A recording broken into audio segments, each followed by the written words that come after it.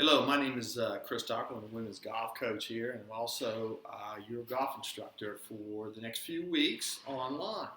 A couple things that I'll clear up real quick. This is obviously the first time that we've ever had to do something like this, and I'm going to try and do my best. But what I want to do is have a lot of feedback from the class, and you can have comments, you can make fun of me, you can do whatever you want. We'll just have some fun with this. First of all, I'd like to kind of go over what we're going to try to do. I'm going to try to do 6 videos, and I'm going to try to give you a lesson in each video. I want you to either, if you have the opportunity, you have a club or you got a place that you can go outside or in your garage that you could actually do a swing or actually work on some of these things. This is what I like you to do.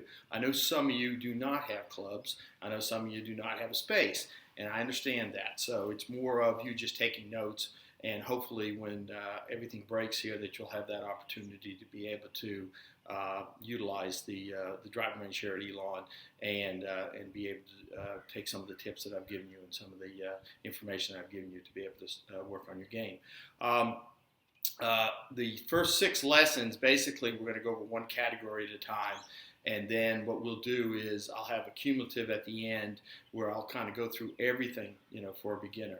I do know that probably some of the people in the class here are advanced golfers. So what I'd highly like them to do is to send video to me of their swing, and that I can critique it and kind of maybe give some pointers outside of what I'm teaching, and hopefully give you some assistance also. This class, again, is a participation class. So, it's all about just doing the stuff that I ask you to do, and grade is not that big a deal with me, really. It's I want to teach you something about the game of golf. So we're going to first start with golf clubs. I got my faithful assistant, Jack's going to come on over here. Pass me your bag. Jack is actually going to be the person that demonstrates some of the shots that when I'm talking, and I want to go through the swing. When I start doing the swing, Jack will be doing some of the shots for me. The reason why I got a bag over here, I'm going to explain to you exactly what's in the golf bag. I mean, most people that are beginners, they have no clue, how many clubs you're allowed to have, what type of clubs, and what the clubs are used for. Basically, you have 14 clubs in your golf bag. And out of the 14 clubs, we have what we call irons. And in these irons, we have approximately 8 irons in a set of golf clubs, okay? And each iron is quite different. When you start with the set, you get a pitch and wedge through usually a 3 iron. These days, you'll see a lot of shorter bags. You'll see bags that have 5 irons or 4 irons in them at the most, and then they have what they call hybrids, but I'll get into that in a second. But these irons basically have a certain length and a certain loft in each one of them. So they make the ball go different distances, okay? And so with a pitch and wedge, let's just say an average very good player would hit a pitch and wedge 120 yards. That pitch and wedge is usually the shortest club in your bag as far as an iron goes, and it's got a 48-degree loft on the face of the club. Each club, as you go up through the bag, as you go to a 9 iron, you'll go 4 degrees stronger. That means you'll go to a 44 degrees, and then you'll have a 1/4 inch average added to the club. So by the time you get to 3 iron, they're quite a bit longer, and they've got less loft on them. And so those clubs go lower and farther. So as you go through the bag, then you go up to what they call woods and hybrids, okay? And those clubs are a little longer, and they're a little different looking, obviously. This is Jack's 3-wood. This particular 3-wood here is going to have a 15-degree loft. And as you can see, compared to, you see the length of these, there's quite a bit of difference in the length between, let me see here, there we go, the 3-wood and the pitch and wedge here, okay? Quite a bit of difference.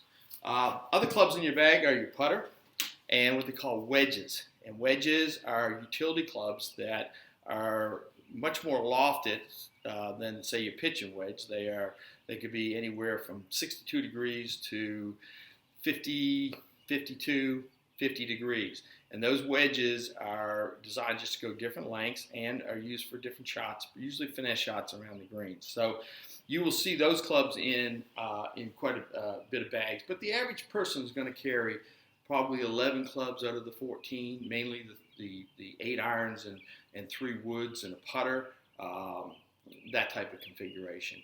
But also you'll see, again, what they call a hybrid, and a hybrid is made up of it's a cross between a wood and a iron. Okay, and again, once we start using those clubs, I will explain a little bit more detail of what they're used for and everything. Now, most of you guys that play a little golf, you already know all this, so it's not a big deal. As you go through the bag, again, your driver is the longest club you have in your bag. Your putter actually is the shortest club you have in your bag, and then you have your wedges are going to be the shortest irons that you have in your bag. So that's basically the makeup that you'll have. Again, everybody's different. I will tell you this, golf today is a very expensive sport, and clubs are very expensive. So just in looking at Jack's bag here, we probably got close to $3,000 or $4,000 invested in just his clubs here. And this is not all the clubs he has. Obviously, he has other clubs over the 14 because he uses them in different situations. So very expensive. However, if you're just beginning this game, and I think some of you are going to be just starting this game, you can actually go on eBay, or you can go to probably Play It Again Sports, and you can get a very reasonably priced clubs for, like I say, for what you need, and probably for under $300, you can probably outfit yourself. Anyways, enough about the clubs. We're going to talk a little bit about the game itself and our starting points. So our starting points that you've got to get down correctly right from the start is your grip. Okay, there's basically 3 different types of grips that I think are acceptable at the beginning level. You'll see a 10-finger grip. You'll see everybody, they'll have all their fingers on the club. You can see my hands here. There's no separation in my fingers, but they're snugged up together and they're separate. And then you'll have what you call an interlocking grip. The index finger and the baby finger are interlocked together, and then what you have is an overlap grip. And that overlap is just taking the baby finger and overlapping it on the index finger. Okay? And those are the 3 type of grips that are acceptable right now. Now, as you get better in this game, you really want to go for, if you are a baseball grip, you really want to go to an interlock or an overlapping grip. Okay, there are very few touring pros that have what they call a baseball grip, because you want to have your hands working together. You do not want your hands working separately. Okay, so in this grip, there's a couple other things that we've got to key things that we've got to do. One, and I've already mentioned it, we've got to make sure our fingers are together. Okay, we don't want to have any separations in your hands like this, or in the grip itself. We want everything snug together. Okay. The next thing is you want to make sure the club is in your fingers. It's not in the palm of your hands. Okay, the club is always in your fingers. Okay. When holding the club, you're probably looking down maybe an inch off the butt. That's exactly where you want to have your grip. There could be situations that you would go lower on the grip, but when you're just starting, that's probably the rule of thumb. You will come down 1 inch off the end of the grip. Okay. Now, the key thing I like to talk about is having our hands set. Okay, and how we have our hands set and grip.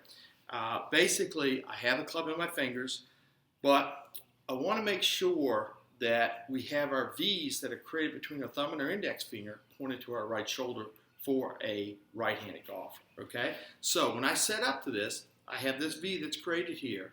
I want that pointing to my right shoulder. When I lay the other hand down, pointing to the right shoulder, okay? That's a starter grip. Now you'll have some people have it to the inside chest here, just the middle of the chest, or they might have it a little more to the right here, okay? Anywhere between the middle of the chest and the right is fine. I like that people that are beginners just have a little bit of a stronger grip starting up, okay? We can adjust it as we go along. Normally what I would do after we've talked here a little bit, we would actually go to the driving range and I would walk around and look at everybody's grip here, okay? All right. So, obviously I got to get a little better with this video here, so we're going to talk a little bit more about the setup right now, okay? And in the setup, a couple simple things I want you to always remember with the game of golf.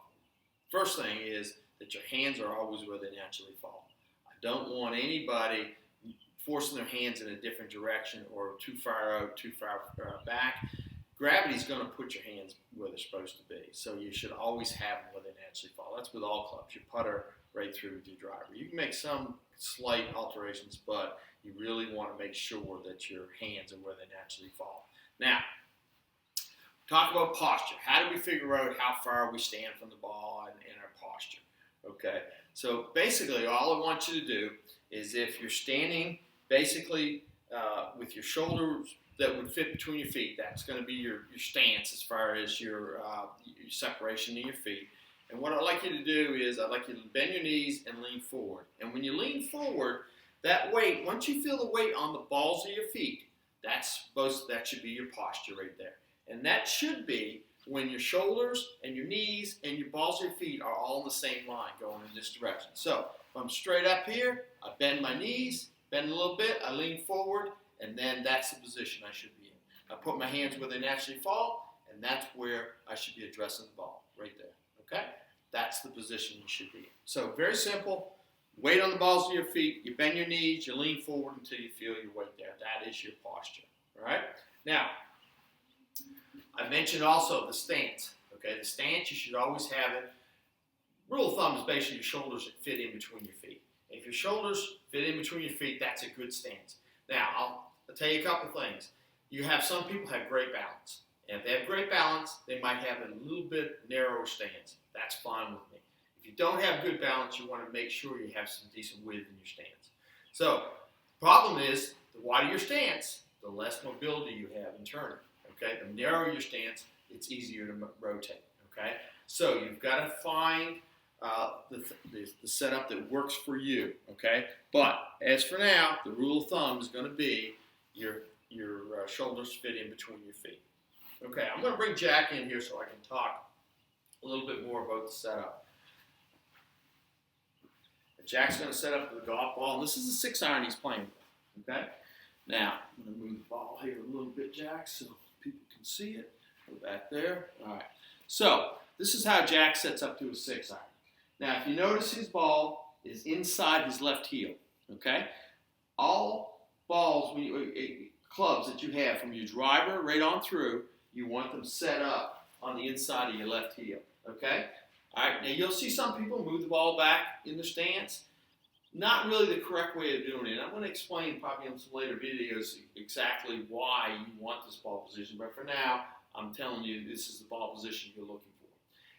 When he sets up, you see this is a 6-iron. The 6-iron ball position is probably in between his ear and his shoulder. If he's hitting a driver, ball's probably off his shoulder. He's hitting a wedge, it's off his ear. All the clubs are going to be in between. All it is that as you get between shorter clubs, you get a little closer to the golf ball. But that's the ball positions that you're looking for right here. So remember, inside left heel. Hands are where they naturally fall. If you look at Jack from here, his shoulders, his knees, and his balls and feet are all in the same line right here. Okay? It's perfect. That's the setup you're looking for. All right?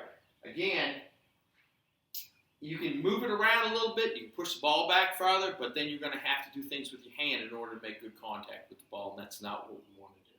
So I don't want to get ahead on my lessons here. However, this is the setup we're looking for. You notice his grip, V's right here on his shoulder. Okay? I don't know if we can see it that close. And everything, again, is where it naturally falls. So, just to recap, you've got 3 different types of grips. You got a baseball grip.